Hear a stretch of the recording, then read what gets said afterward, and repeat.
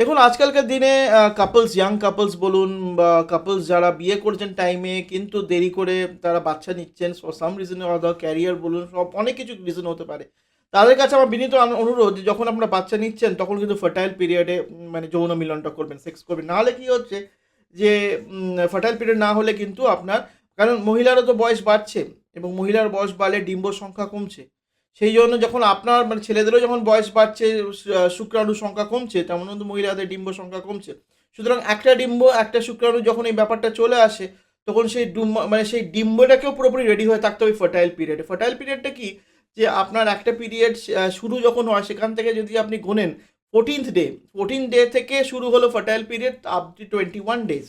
এবং ওই মধ্যে যতটা আপনি মধ্যিখানে আপনি যৌন মিলন করতে পারবেন অন রেগুলার বেসিস, তাহলে কিন্তু আপনার প্রেগনেন্সি রেটস বেশি হয়ে যায়।